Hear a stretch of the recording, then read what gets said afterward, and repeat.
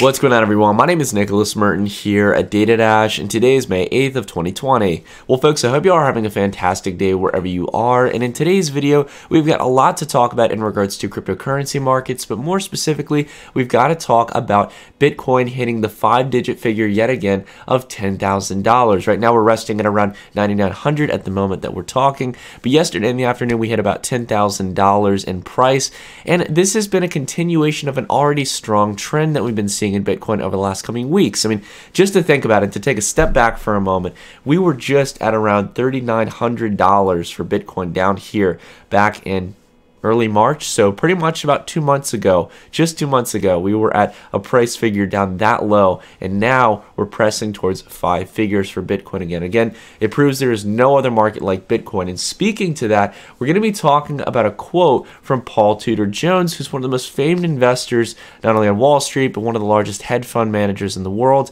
coming out in support of Bitcoin. We're going to talk about why this is a really good sign for cryptocurrency markets and the more positive tone of Bitcoin in an emerging space of crazy central bank monetary policy, but also take into mind as well what this isn't in the sense of the news. There's a lot of people who are probably over-fluffing it a little bit, so there's some things we need to consider in regards to what Paul Tudor is actually doing with this capital. And talk about the broader perspective here about how this all plays into halving event. Alright, so I've rambled on enough, guys. We're going to have a quick sponsor spot real quick, and then we'll dive straight into the video. Our sponsor for today's episode is Bitpanda Pro. If you're on the hunt for a proven, trustworthy exchange in Europe to trade your crypto, then I recommend taking a look at Bitpanda. If you're just getting started, many people refer to Bitpanda as the European Coinbase, so it can be a great place to start in getting your first crypto positions. With over 5 years of experience serving the industry by offering easy and secure access to digital currencies, Bitpanda has really earned its reputation. Check out the link down below in the description for more information. Alrighty, everyone, so let's go ahead and dive straight into the charts here and take a look at Bitcoin. As we can see here, in the last 24 hours, we had an over 9.3% leap up in Bitcoin's price, continuing on an already really strong trend that we've had across the board for the last 2 months, going from the upper $3,000 range to $10,000 here over the last 24 hours. Now, we've dipped down below a little bit, down to $98.50. But again, we've been talking about this for quite some time, guys. Again, I've made some right calls on this channel. I've made some wrong calls as well. One of the things we were confident about going into the halving event was that we were going to get a rally of some sort. And we can see that as we've gone into the box here where we're expecting the halving event here in the next 3 days, we can see markets have been chugging along and are now testing up against a very historic line of resistance here on the chart. So we'll see whether or not we can get a breakout above this or if we're going to hit resistance. I don't want to make that call just yet. We'll have to see actually how this weekly candle closes, as we're getting very close to that as we're going into the halving event. But now that we're up here and we're at this point where we're possibly testing breaking above here, maybe making the line of resistance support, or even just pulling back here to 8 or 7,000, right? No matter what's going to happen here, we have to talk about a very historic event here. And that is the quote that came from the very famed investor Paul Tudor Jones. And now he's claiming in this case that he sees Bitcoin as a potential hedge against inflation. And he's putting his money where his mouth is. They've taken a position throughout his fund in this case for exposure to Bitcoin. Now, before we dive into the really good part of this, and kind of also the parts that I think people aren't considering that might kind of negate some of his positioning in the market, I want to go ahead and make something very clear here. We've had some institutional, kind of investors talk about their exposure to crypto. We've had people like Mike Novogratz, who's a famed investor from Fortress Capital in this case, who I followed for a very long time. And you also have people like Chamath as well, who's gotten really famous as a recent, speaking about against the kind of central bank monetary policy and the federal government bailing out a lot of companies. He's been a really good guy as well. But I would say that for those guys, and I don't mean to negate them at all, I'm big fans of both of them, and I followed them for a long time. I would say that they're kind of medium to high profile investors. Whereas Paul Tudor Jones in this case, and I, again, think they would agree with me on this, Paul Tudor Jones is a historically well-known investor, the likes of which of Warren Buffett and a few of the other major investors in the world that have a historical track record and are well-known throughout the globe in this case. And this statement from Paul Tudor Jones sets a new precedent, because when Paul Tudor Jones says something like this, it would be like Warren Buffett saying that he wants some exposure to Bitcoin finally. The world would be listening.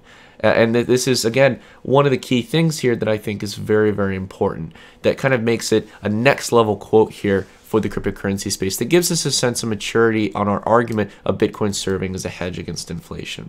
Now, let's go ahead and just talk a little bit about the positives here, right? We have the media doing their cycles around this news piece. It's very interesting. You have this quote here that he's reminded of gold from back in the 70s. So we'll talk a little bit about that context as it entails to the fact that Paul Tudor Jones, again, had observed markets back then. There was a really big spike for gold back in the 70s. So again, that reminiscence of an inflationary hedge that really could go parabolic is a very interesting argument. But I don't want to dive through the headlines. I don't want to dive through the analysis of articles. We'll do the analysis on our end from what we can do. I want to go ahead and take the direct quote here from Paul Tudor Jones, okay? So let's go ahead and read through it. But the GMI, or the Great Monetary Inflation, he's referring to the excessive printing of money from central banks during this period of what we're living through right now. But the GMI caused me to revisit Bitcoin as an investable asset for the first time in 2.5 years. It falls into the category of a store of value, and it has the added bonus of being semi-transactional in nature. The average Bitcoin transaction takes around 60 minutes to complete, which makes it near money. It must compete with other stores of value such as financial assets, gold, and fiat currency, and less liquid ones such as art, precious stones, and land. The question facing every investor is, what will be the winner in 10 years' time? Very important question. This is what I always drive home to those of you who seek to trade or invest like myself, who want to be a macro trader. Very important point. And this is what every successful investor asks. At the end of the day, the best profit maximizing strategy is to own the fastest horse. Just own the best performer and not get wed to an intellectual side that might leave you weeping in the performance dust because you thought you were smarter than the market. If I am forced to forecast, my bet is it will be Bitcoin. You couldn't have put it more beautiful. I honestly think, guys, this is a perfect way to put it. A very mature, not over the top, but also very neutral position of Bitcoin as an emerging asset. We've obviously seen it's performed better than any other asset in the world this year alone, but also over the last decade. So we shouldn't negate that. But of course, yes, there is some room for skepticism for Bitcoin. Yes, it takes 60 minutes for a transaction to complete. It is not money in the sense that, we're using it for buying goods and services. Yes, there's a few places you can buy, but let's be real, guys. We're not using it as money in the sense of commerce. But there is a real potential here, at least for now, for Bitcoin to serve as an alternative to gold, as an emerging hedge here with a fixed finite supply. And I think as we go into the halving event, that started to wake up a lot of people to look into Bitcoin's monetary policy. It's no longer speculative fake internet money, right? This is a real asset that is completely immune to the policies of central banks. And in this case, can act as a hedge to central bank monetary policy, where we can see Bitcoin increase as central banks start to excessively print money. And I love the quote down here. The ending part here that I love here is, in this case, owning the fastest horse, not betting against the trend. And along with that, putting your emotional bias aside. This is so true for so many critics of Bitcoin. You see in the banking sector and traditional finance, they just either don't get it, and because they don't get it, they just try to discount it.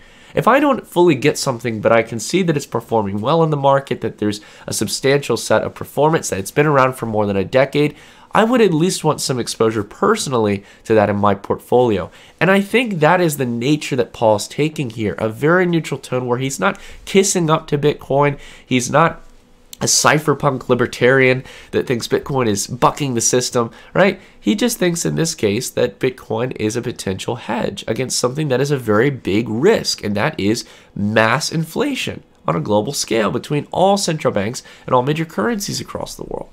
Now, this is really positive news, but what do we have to consider that might be a negating factor in this? Well, there's two things we have to consider here. First off, Paul Tudor Jones is not, as of yet, buying physical, or there's no such thing as physical Bitcoin, but I like to call it physical Bitcoin in the sense of actually owning spot Bitcoin. Like you actually own the Bitcoin in your wallet, or you actually own, for example, the actual representation of Bitcoin on an exchange of some sort where there's actual backing one-to-one. In this case, Paul Tudor Jones is buying Bitcoin futures contracts. These are paper contracts. So because of this, and even though he's running this $40 billion hedge fund, right? And they are owning a sizable position, single-digit percentages of exposure to Bitcoin, which could be up to $1 billion position, or $4 billion, or well, I would say a little bit below $4 billion to keep my math proper. All in all, Bitcoin futures is not the same as physical ownership. And this disappoints me a tad bit. I don't, per se hamper. I don't want to hamper in this case, Paul in this case. The reason why I would say, though, it disappoints me is he's running a fund. And a fund in this case can get actual ownership of Bitcoin in this case. They don't have to own futures contracts like some other institutional investors. So again, that's an important thing to note. And along with that, as he believes that it's a potential hedge for inflation, this is very important to talk about as well. As of now, Paul has ranked, and again, I think this is through the broader analysis of his fund rather than just himself. In this case, Paul has actually ranked Bitcoin as the 4th best candidate for a hedge against inflation and an ability to store value. He believes gold is slightly higher, and in this case as well, that fiat cash is still a little bit higher than Bitcoin, but above all, that financial assets would be the best play.